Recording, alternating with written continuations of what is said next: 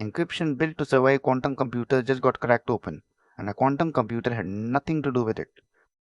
The thing that did it hasn't even been released to the public yet. It was an AI reasoning through math that 2 years of expert cryptographers had missed. On July 28, Anthropic published research most people haven't seen yet. Its subject, an internal, unreleased model called Claude Mythos Preview. Mythos had helped derive a real attack on Hawk, one of the schemes competing to become the next encryption standard. Not a toy demo. A real working published attack. Quick reason this matters at all. Today's encryption has an expiration date. RSA and elliptic curve crypto, the locks protecting your bank and your messages, rely on math a large enough quantum computer could someday solve fast. So cryptographers are racing to replace them with post-quantum schemes built on math. Quantum computers don't have a shortcut for. Hawk is one of the leading candidates to become that replacement. This didn't come out of nowhere. NIST has been running this contest for years. Algorithms get submitted, attacked by the whole cryptography community, and the weak ones get cut. Round after round, the survivors get fewer and more trusted. On May 14, 2026, 9 survivors made it into the third round, Hawk among them. Here are all 9 names if you want to pause and read them. 8 of them are built on completely different kinds of math. Hawk is the only one of the 9 built on lattices, and that one detail is about to matter a lot. If you were pointing the research AI at one of these 9 algorithms first, which would you pick, the odd one out or one of the crowd? Genuinely curious what your instinct says. Drop it in the comments. So what actually is a lattice, in a way that doesn't need a math degree? Picture an unimaginably vast, evenly spaced field of dots, stretching in every direction. Your private key is one specific short arrow buried somewhere in that field, and finding it by brute force would take longer than the universe has left. Hawk turns your message into a specific point inside that giant lattice. Technically, it's solving something called the search module lattice isomorphism problem, SEML-IP for short. Only your private key can find the lattice point nearest to it fast. Anyone else is stuck brute forcing. That nearby point is your signature. Verifying it is easy, forging it shouldn't be. You might wonder, didn't NIST already pick a lattice signature scheme? It did, Falcon. Falcon works, but it leans on floating point math, which is a genuine pain to implement safely in hardware. Hawk's whole pitch is doing the same job with integer-only math and shorter signatures, a cleaner second option, which is exactly why it matters if Hawk turns out to have a hidden flaw. Here's where the story actually starts, and it starts before Claude was even involved. Researchers Daniel van Gent and Rudopoulos had already found a theoretical door. If a certain hidden symmetry existed in Hawk's lattice, a non-trivial automorphism, key recovery would collapse to a lattice half the size. One problem, they never found that symmetry. Nobody knew if it was even really there.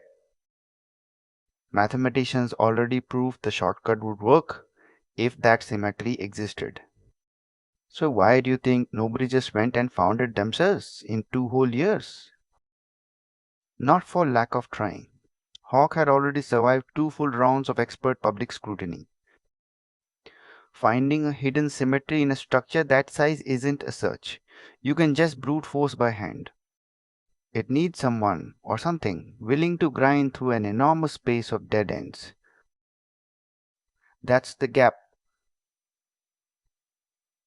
Claude Mythos Preview was actually pointed at. Not attack Hawk.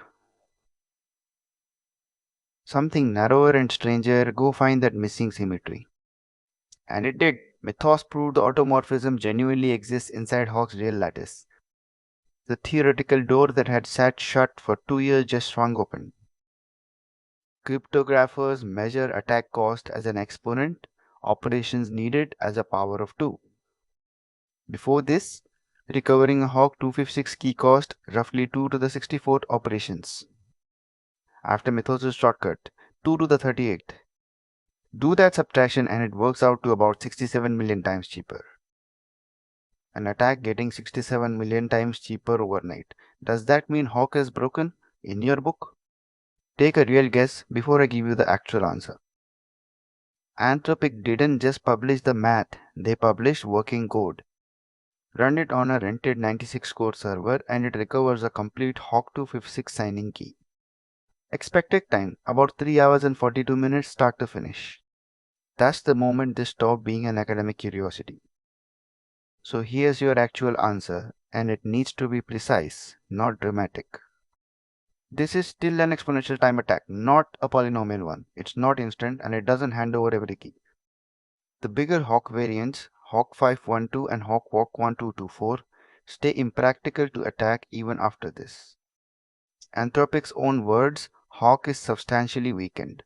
To restore its old safety margin, its keys would basically need to double. Now, the detail that should actually worry you more than the math does. The person guiding Mythos wasn't even a Lattice cryptography expert. Their background was theoretical computer science. Anthropic calls it semi-autonomous. The human gave project management level direction and the agents mostly worked it out themselves. Kuro's honest translation of that job description, nice AI, please don't break math too fast. Thanks. If you've watched this channel before, this should feel familiar. Same through line, AI capability keeps outrunning our sense of what it actually means. This story stands on its own, but it's not happening in isolation. Which actually worries you more? An AI escaping its own sandbox, or an AI quietly outperforming expert humans at original math research? They are not the same kind of scary. I want to know which one sits with you longer. Hawk wasn't even the only target. The same research hit a version of AES. Specifically, a reduced 7-round research variant of AES 128, not the real 10-round standard everyone actually uses. The existing attack needed a brute force, 256-way guess built in the middle of it. Mythos found a mathematical shortcut it named the Mobius bridge, and that guess just disappears entirely.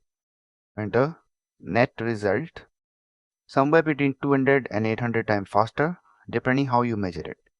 And the real full AES 280 you actually rely on stays completely untouched. This wasn't cheap and it wasn't fast. Around 60 hours of tight collaboration for the Hawk result alone. Human cryptographers still had to verify every claim by hand before anything got published.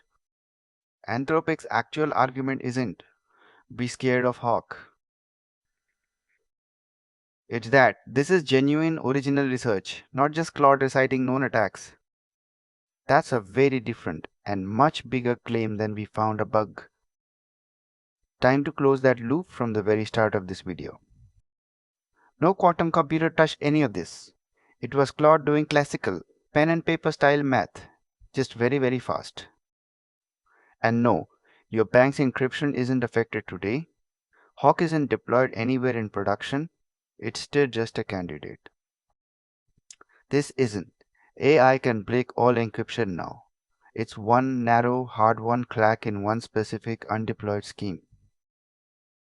Let's land this one in a few seconds. An unreleased Claude model found the missing math a prior paper needed to attack Hawk. Hawk 256's key recovery cost dropped 67 million times, substantially weakened, still not broken. And a separate 7-round AES 128 attack got up to 800 times faster, with full AES untouched. That's this week's AI news, an unreleased model doing original cryptography research, for real. New episode every week. Subscribe so you don't miss where this actually goes. Sandbox escape or original math research, which one worries you more? Tell Kuro in the comments.